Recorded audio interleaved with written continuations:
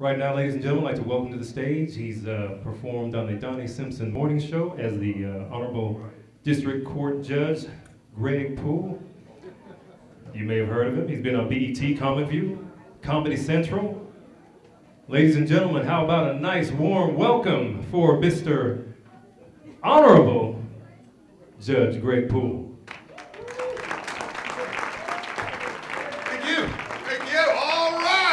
Judge Poole is in the house.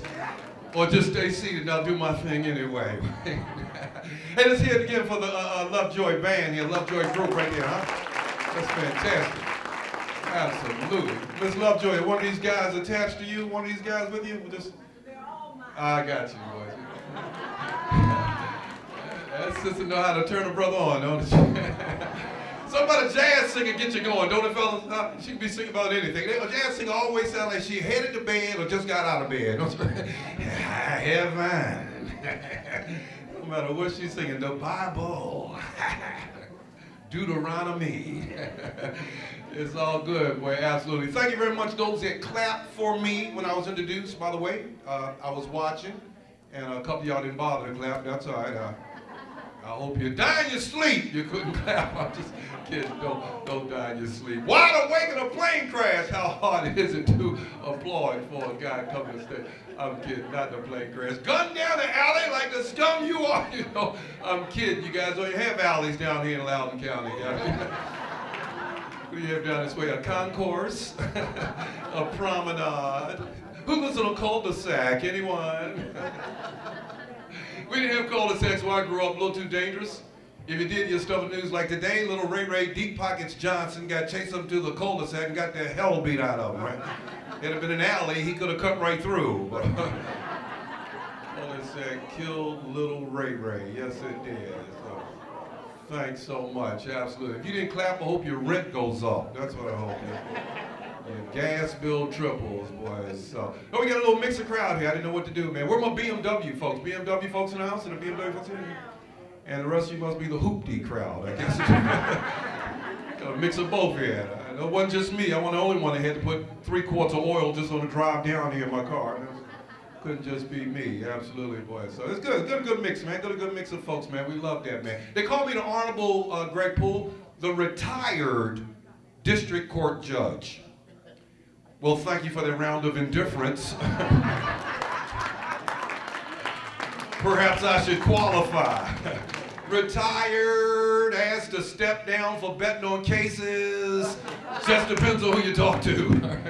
As it turns out, betting on cases isn't totally illegal. Just happened to be betting on cases I was personally presiding over. I mess around and give a guy extra 30 days just to win $100.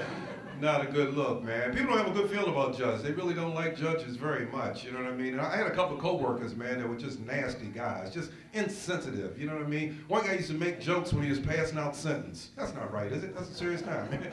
Yeah, he told this one guy, he said, "Son, what kind of work do you do?" Young guy, he said, "Your Honor, I'm an actor.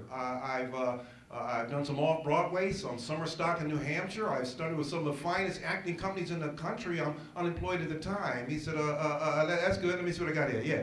"Oh, yeah, they're having auditions for Guys and Dolls down City Jail this weekend. I happen to know you'll be there then.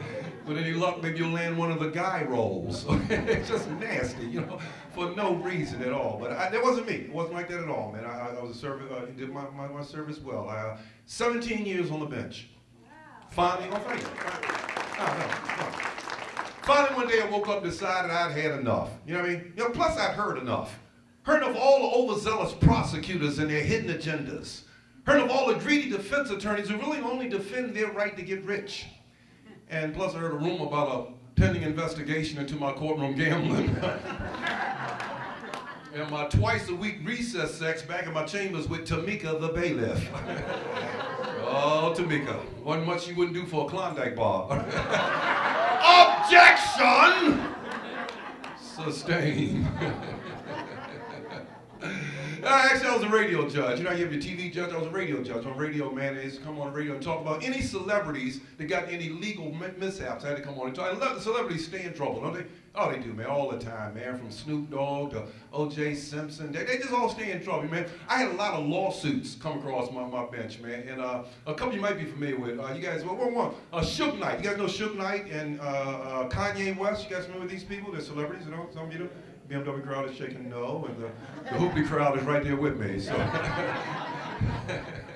Anyway, Suge Knight was trying to sue Kanye West. Suge Knight claimed he was at a party thrown by Kanye down in Miami back in '06, and during the party a fight broke out. And during the fight, Suge Knight lost his diamond stud earring valued at $135,000.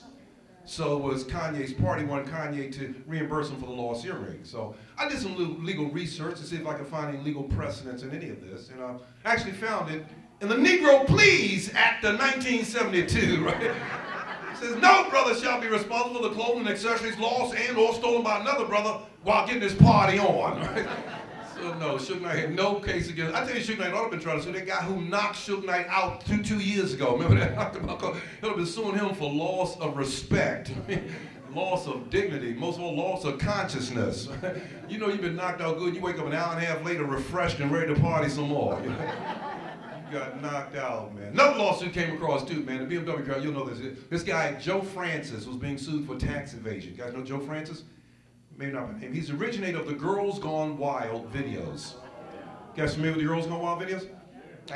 It's a bunch of adolescent nonsense, bunch of college-age girls getting drunk, making out with each other, and pulling up their shirts to bare their naked breast. I got about 20 different volumes of it at home. Right? I got Girls Gone Wild Las Vegas, Girls Gone Wild Miami. I got Girls Gone Wild Alaska. Oh, that's a perky one, fellas. Alaska Cole makes those billies pop. I got Big Girls Gone Wild at Costco. Okay, I'm talking about large breast and bulk. All right. Yeah, objection. I get it. All right. They got one coming out. I didn't get a Girl Scouts Gone Wild. R. Kelly was in that. I didn't see that. I'm not into that at all. But they got one coming out. I got to get though. It features women 70 years and older. It's called Golden Girls Gone Wild. It's just like the other ones, only lift up their skirts to bare their breast. Okay? Objection! It's way over the line and highly unnecessary. It is all those things at once. It really is. So it's another election year's up, folks. Are we voting? Everybody getting out to vote? Clap over, get out to vote. Gotta get out to vote. And I know down in Loudon, are we still supporting our president down here? We still supporting our president? Very well done, very well done. There's been so much controversy with this whole election thing coming on, man. And the whole budget thing and the money thing is a whole situation. I mean, he came in a hole and, hasn't come all the way out of the hole, but what do you expect? I mean, times are a little tough. Times are a little tough. The economy's jacked up, man. I know times are tough, man. A couple days ago, I saw a pimp driving a smart car. This grandma's hat was bigger than his car, It's some tough times, you know what I mean? I seen a wheelchair with a boot on it, man. On the bike, man. The brother was still sitting in it too, man. Somebody trying to get a few dollars out until he get back on his feet. That's what he said. It's some tough times. The economy's a little messed up. It's tough times, man. I seen a stripper catching a bus to work. It's tough times, man. And the bus was crowded. She's standing up holding on the pole. She's a stripper. Bus stopped short, man. She swung around the pole, dropped down, and started working that thing. It's some tough times, man. Brothers was tipping it with transfers. Somebody yelled out, "Back door!" and was not talking to the bus driver, okay? It's some really tough times. That's my point there I wanted to make. So.